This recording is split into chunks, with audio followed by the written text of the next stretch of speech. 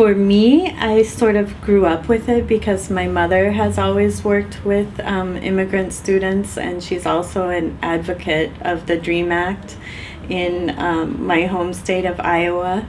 So I've just sort of always had an awareness of these issues just because of her teaching. The ICE raids that happened in the spring of 2007 and just the school walkouts that happened in the Bay Area close to that time, and just the enormous movements that started gaining momentum, all of those things really increased my interest, definitely.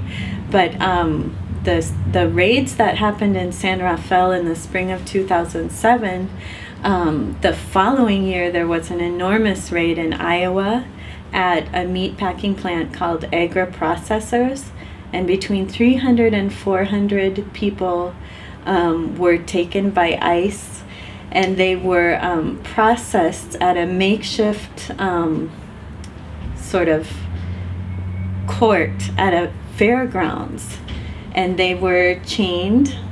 Their wrists and their ankles were chained, and it was just sort of a mass legal proceedings for them.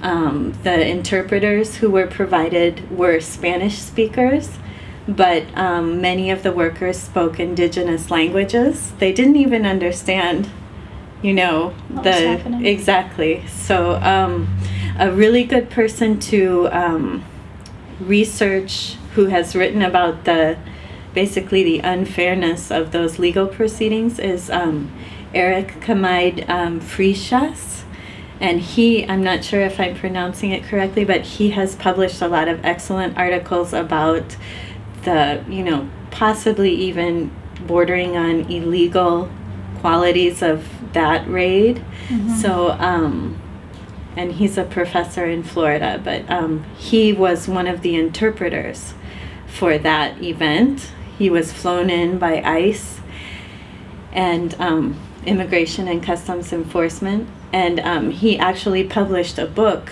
on his reservations about those proceedings for those people.